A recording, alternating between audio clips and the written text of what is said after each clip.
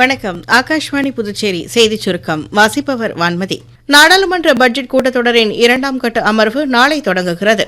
வரும் ஏப்ரல் 2ஆம் தேதி வரை நடைபெறும் இந்த கூட்டத்தொடரில் துறை ரீதியான மானிய கோரிக்கைகள் மீதான விவாதங்களும் வாக்கெடுப்பும் இடம்பெறும். மக்களவைத் தலைவர் திரு ஓம் பிர்லாவிற்கு எதிரான நம்பிக்கையில்லா தீர்மானம் மீது விவாதம் நாளை நடைபெற உள்ளதை தொடர்ந்து பாஜக மற்றும் காங்கிரஸ் சார்பில் அனைத்து மக்களவை உறுப்பினர்களும் அவை நடவடிக்கைகளில் நாளை முதல் வரும் 11ஆம் தேதி வரை தவறாது கலந்து கொள்ள வேண்டும் என அரசு கொறடா உத்தரவு பிறப்பிக்கப்பட்டுள்ளது.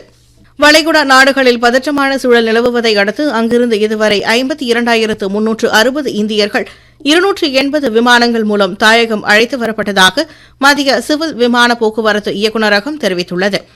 மேற்கு ஆசியாவில் நிலவும் பதற்றமான சூழல் காரணமாக அப்பகுதியில் உள்ள சிபிஎஸ்இ பள்ளிகளில் 9, 10, 11 ஆகிய தேதிகளில் நடைபெற இருந்த 12ஆம் வகுப்பு பொதுத் தேர்வுகள் ஒத்திவைக்கப்பட்டுள்ளதாகவும் தேதிகள் பின்னர் அறிவிக்கப்படும் என்றும் தெரிவிக்கப்பட்டுள்ளது. கோடை சீசன் தொடங்க உள்ளதால் நீலகிரி மாவட்டத்திற்கு வரும் சுற்றுலாப் பயணிகளின் வசதிக்காக வரும் 27ஆம் தேதி முதல் ஜூலை 6ஆம் தேதி வரை சிறப்பு மலை ரயில்கள் வெள்ளி, சனி, ஞாயிறு கிழமைகளில் இயக்கப்பட உள்ளதாக தெற்கு ரயில்வே அறிவித்துள்ளது.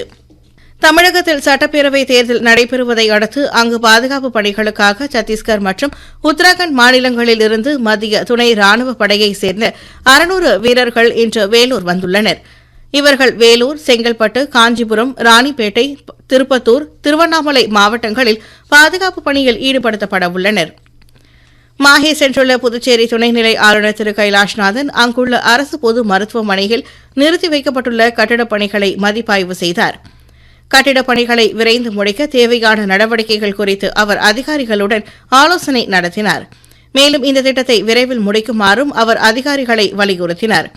பின்னர் திரு கைலாஷ்நாதன் மாஹே புறவழிச்சாலை சுரங்கப்பாதை கட்டுமான பணிகளையும் பார்வையிட்டு ஆய்வு மேற்கொண்டார். சுங்கப்பாதை கட்டுமானத்தின் தற்போதைய நிலை மற்றும் திட்டத்தை விரைந்து முடிக்க எடுக்கப்பட்டு வரும் நடவடிக்கை குறித்தும் அதிகாரிகளிடம் ஆளுநர் விளக்கினார். புதுச்சேரியில் நடைபெறவுள்ள சட்டமன்ற தேர்தலில் பதற்றமான ஓட்டுச் சாவடிகளில் பொதுமக்கள் அச்சமின்றி வாக்கு செலுத்துவதை உறுதி செய்யும் வகையிலும் வாக்குப்பதிவு சதவிகிதத்தை அதிகரிக்கும் வகையிலும் இன்று கிருமாம்பாக்கத்தில் 50க்கும் மேற்பட்ட மத்திய தொழில்துறை பாதுகாப்பு படை போலீசார் கொடி அணிவகுப்பு நடத்தினர். புதுச்சேரி யூனியன் பிரதேசத்தின் 4 பிராந்தியங்களிலும் தற்போது 8ஆம் வகுப்பில் பயிலும் அரசு மற்றும் அரசு உதவி பெறும் பள்ளி மாணவர்களுக்கு 2025-26ஆம் கல்வியாண்டிற்கான தேசிய வருவாய் வழி மற்றும் படிப்பு உதவித் தொகைக்கு விண்ணப்பித்திருந்த மாணவர்களுக்கு இன்று தேர்வு நடைபெற்றது. புதுச்சேரி பள்ளிக்கல்வி இயக்ககத்தால் 19 மையங்களில் நடத்தப்பட்ட இத்தேர்வுக்கு மொத்தம் 4163 மாணவர்கள் விண்ணப்பித்திருந்த நிலையில் 3860 பேர் தேர்வினை எழுதினர். இத்தேர்வில் கேட்கப்பட்ட கேள்விகளுக்கான விடை குறிப்புகள் நாளை மறுநாள் பள்ளிக்கல்வித்துறை இணையதளத்தில் வெளியிடப்படும். ஏதேனும் ஆட்சேபனை இருந்தால் வரும் 12ஆம் தேதிக்குள் nmms@dscpy.edu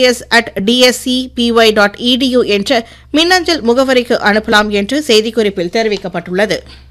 சர்வதேச மகளிர் தினத்தையொட்டி நாடு முழுவதும் 250 இடங்களில் அஸ்மிதா மகளிர் விளையாட்டுப் போட்டிகள் இன்று நடைபெற்றன. அந்த வகையில் ஏனாம் ஜிஎம்சி பாலயோகி மைதானத்தில் அஸ்மிதா லீக் ஓட்டப்பந்தயம் நடைபெற்றது. இந்த போட்டியில் சுமார் 80 மாணவிகள் பங்கேற்றனர்.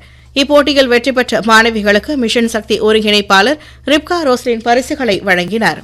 தஜிகிஸ்தானை மையமாக கொண்டு பசிபிக் பெருங்கடலில் இன்று 6 ரிக்டர் அளவிலான நிலநடுக்கம் பிற்பகல் 2:58 மணிக்கு ஏற்பட்டதாக இந்திய தேசிய நில அதிர்வு ஆய்வு மையம் தெரிவித்துள்ளது.